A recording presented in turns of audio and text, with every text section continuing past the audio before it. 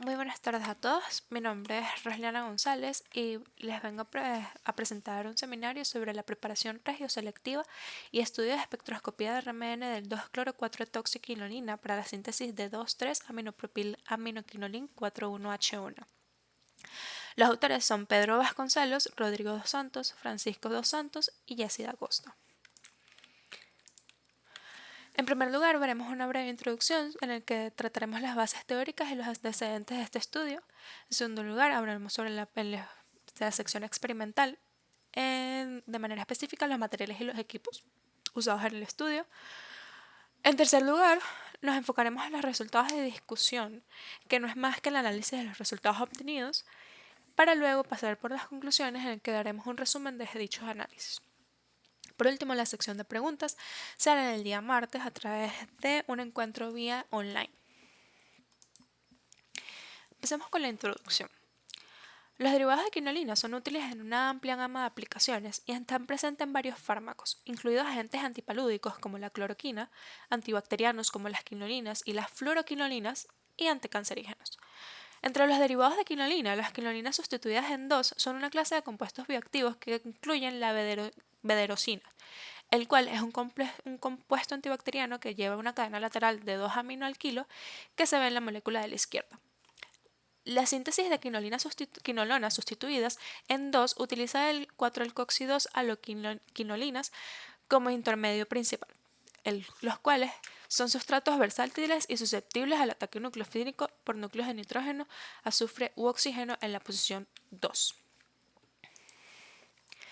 En trabajos anteriores se ha preparado el 4-alcoxidós-aloquinolina utilizando diferentes vías sintéticas. Entre ellos está incluida la monoalcoxideshalogenación de un paso de 2,4-dihalogenosquiloninas.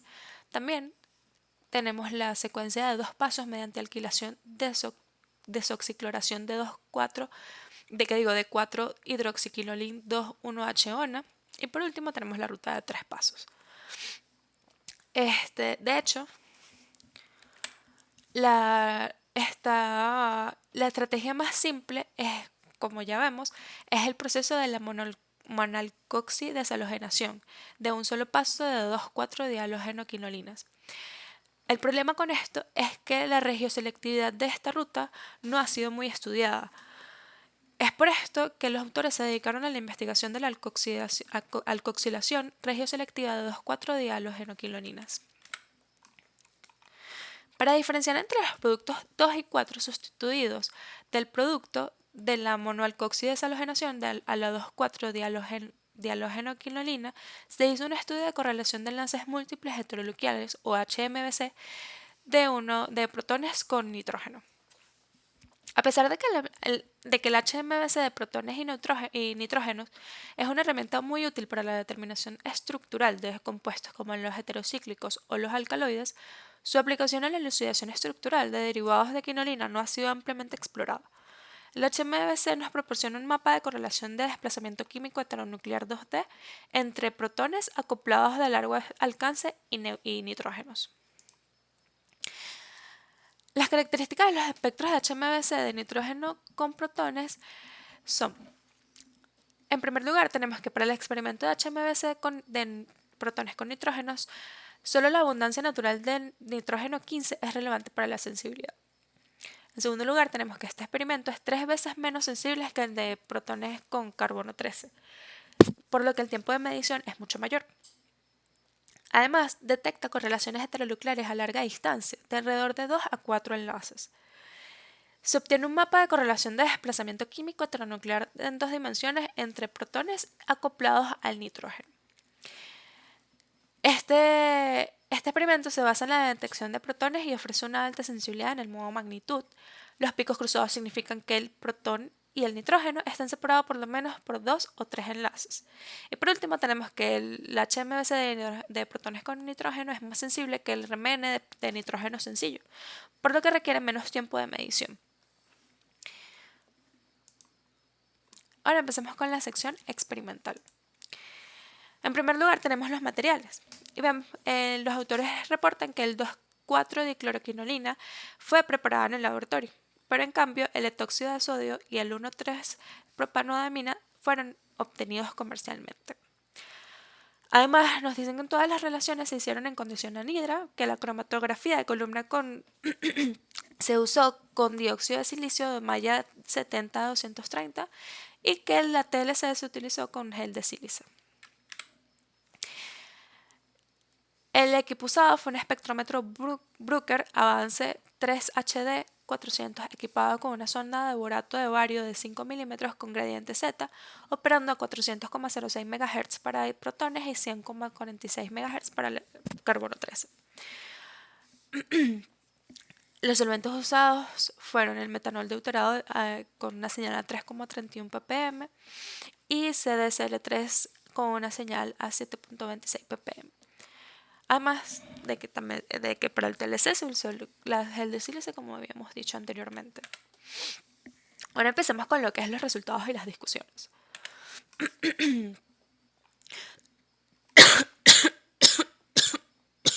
Disculpen.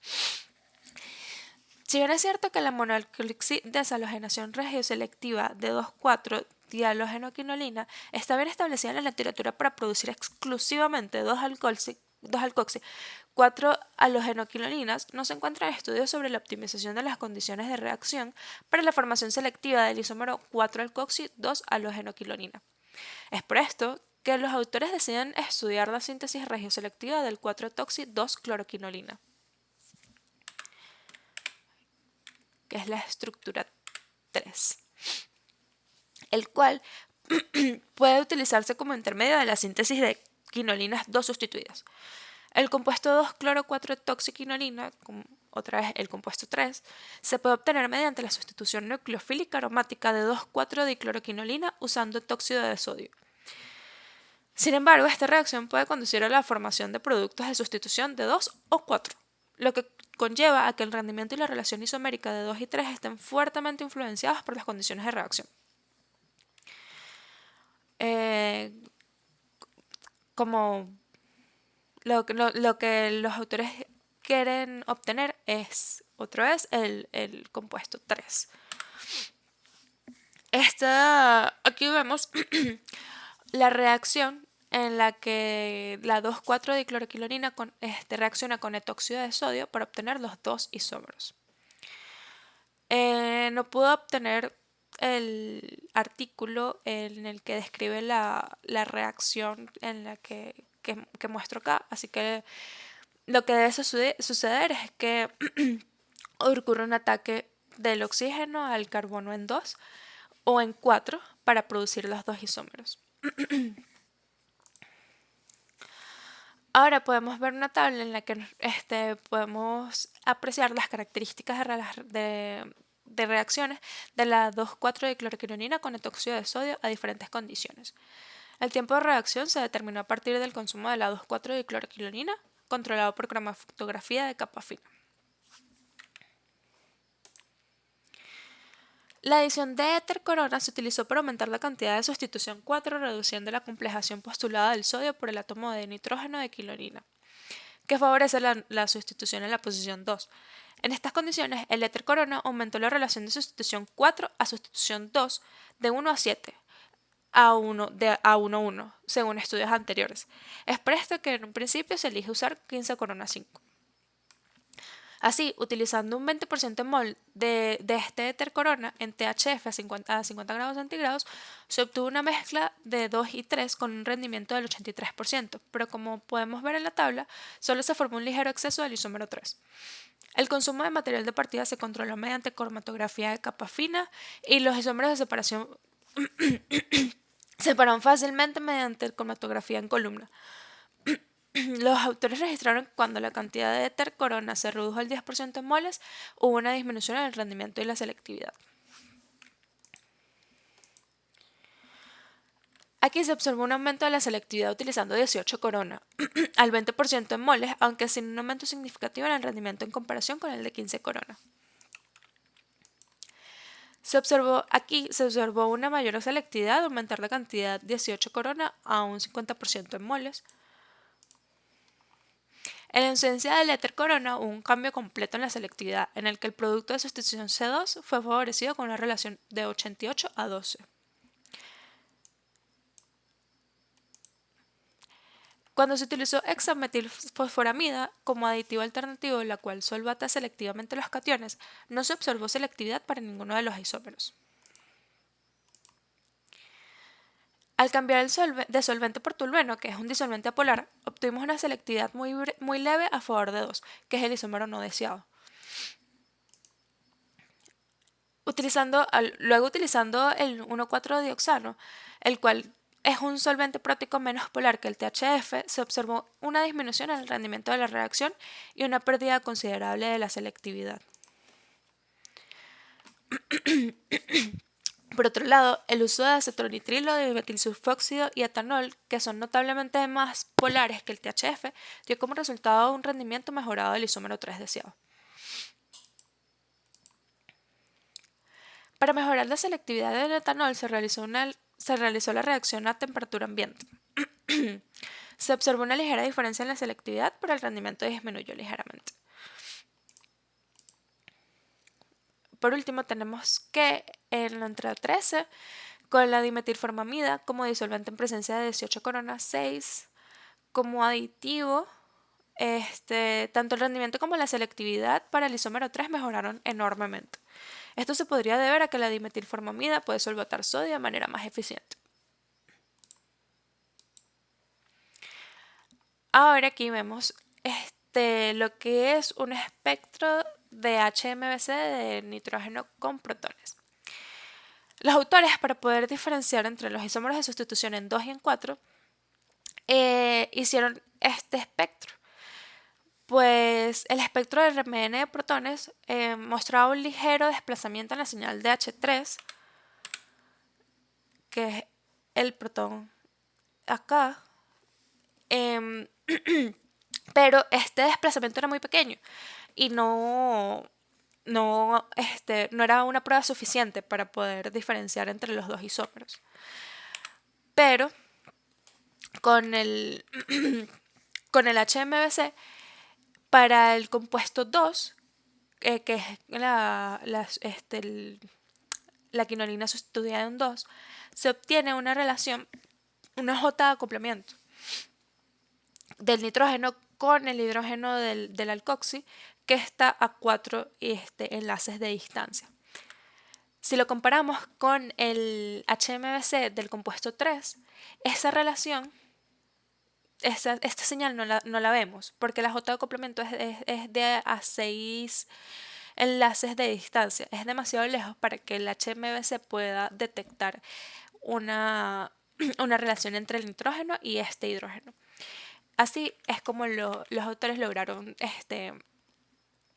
diferenciar entre los isómeros 2 y el 3. Luego de sintetizar el isómero 3 en dimetilformamida y 18 coronas, se llevó a cabo la sustitución nucleofílica en C2, como se muestra en el esquema.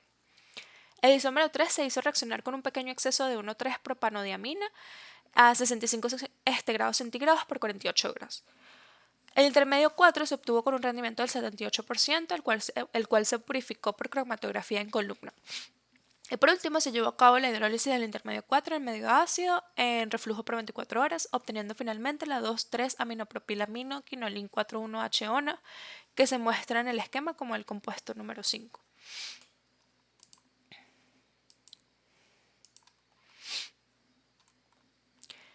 Aquí podemos observar el espectro RMN de protones para la 2,3-aminopropilamino quinolín 4,1-HONA. Acá vemos la señal para el protón en posición número 3. Estas son las señales que se relacionan, o son las señales de los protones del benceno. Y estas acá son las señales de la zona alifática, que se refiere a la cadena entre los nitrógenos. Disculpa.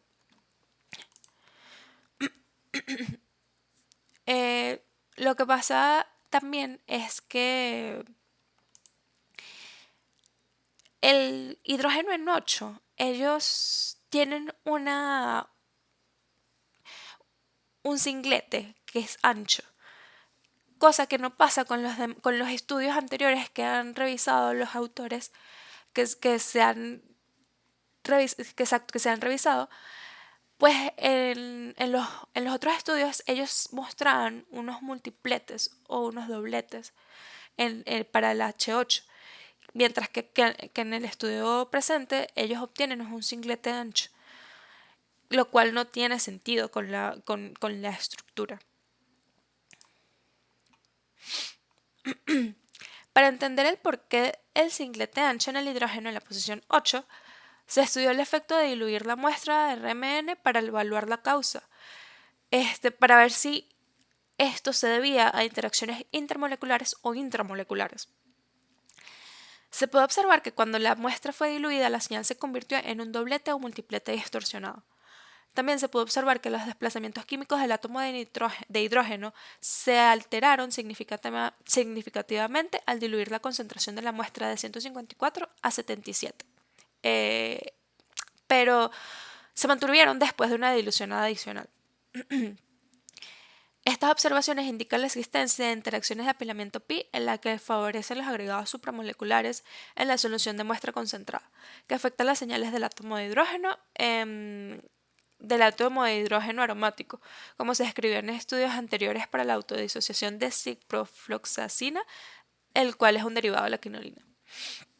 De hecho, esto tiene sentido debido a que si nosotros diluimos la muestra y ya no se ven este pico ancho, quiere decir que las interacciones tienen que ser intermoleculares, porque si está la muestra muy, muy concentrada, las moléculas están muy unidas y se pueden obtener este tipo de interacciones intermoleculares, pero si está muy diluida y no se presentan este pico ancho, quiere decir que no hay interacciones intramoleculares. También se estudió el efecto de la temperatura sobre la señal amplia del hidrógeno en posición 8, obteniendo que a 35 grados centígrados es la temperatura de coalescencia. Estos hallazgos pueden indicar la ruptura de las interacciones de apilamiento de pi como consecuencia del aumento de la temperatura, en la que los agregados supramoleculares son menos favorecidos, como también se observa en el efecto de la dilución. Para comprobar los análisis anteriores se realizó un ROE, con lo cual se confirmó la existencia de estas interacciones, pues se detectaron varias correlaciones espaciales asociadas con interacciones intermoleculares, en particular las correlaciones entre los átomos de hidrógeno alifáticos de las cadenas de propilo H9, H10 y H11 y aromáticos y los átomos de hidrógeno de los aromáticos, que son los H5, H6, H7 y H8, que están distantes entre sí en la molécula. Por otro lado, los autores reportan un valor integral reducido para las señales de H3 y H8 en la 2,3-aminopropilaminoquinolín 4,1-H-ona, el cual puede indicar un intercambio de hidrógeno con deuterio debido al disolvente deuterado. Por esto, se realizaron un análisis de RMN de deuterio con el cual se pudo comprobar que hubo una deuteración en H1 y H9, como era de esperarse. Esto es debido a que estos hidrógenos están sobre nitrógenos, son hidrógenos lábiles y pues son más fáciles de deuterar. Lo único fue que también hubo deuteración en el hidrógeno en posición 3. Esto es un poco raro debido a que no es un hidrógeno lábil como los que están en los nitrógenos, pero tampoco es una sorpresa debido a que en estudios anteriores se reportaron deuteraciones también en el hidrógeno del carbono en posición 3. De hecho, se tiene un mecanismo propuesto para la deuteración en el carbono 3, que es el que se presenta aquí en la lámina. Este mecanismo nos presenta una reacción en el cual la formación del cetotautómero 2 durante la reacción entre su forma enólica y metanólica y metanol deuterado se reaccionan y producen el producto deuterado. Por otro lado, hubo una señal en el RMN de deuterio que es la del protón en la posición 8. Esto sí es algo totalmente inesperado. Y acá se presenta el mecanismo de reacción propuesto. Se forma 4 de manera desfavorecida, el cual se genera por el ataque nucleofílico del sistema pi por metanol deuterado, que provoca una interrupción en la aromaticidad del anillo de benceno. Luego se elimina el deuterio de 4 gracias a la base disponible en la reacción, la cual restaura la aromaticidad en 5. Este mecanismo podría explicar la mayor deuteración en C8 en comparación con las demás. Esto es porque la formación de 4 es muy lenta debido a que la alteración de su aromaticidad y la eliminación de H es más rápida que la eliminación de deuterio. Esto provoca una acumulación de especies deuteradas en C8, algo que no ocurre en C3 ni en el nitrógeno en 1 ni en el nitrógeno en 9, porque los pasos involucrados hacia la deuteración de estas posiciones ocurre a través de la tautomerización y requerirán menos energía de activación. Finalmente tenemos las conclusiones. En resumen, los autores plantearon la síntesis regioselectiva de 2,4-4-toxiquinolina a partir de 2,4-dicloroquinolina utilizando un protocolo simple y eficiente. Determinaron que la mejor condición de reacción es usar 18 corona como aditivo y DMF como solvente. Por otro lado, este isómero de quinolina obtenido se distinguió exitosamente de su regioisómero 2 usando un espectro HMBC de nitrógeno con protón. Y por último, el producto 2,3-aminopropilaminoquinolín 4,1-HONA se estudió mediante espectroscopía de RMN de manera detallada, explicando las peculiaridades obtenidas como el ensanchamiento del singlete en H8 y la deuteración inesperada en la posición C8. Las preguntas se llevarán a cabo el día martes mediante un encuentro online. La invitación se las haré llegar vía email. Sin más, muchísimas gracias por su atención. Espero que hayan disfrutado el seminario.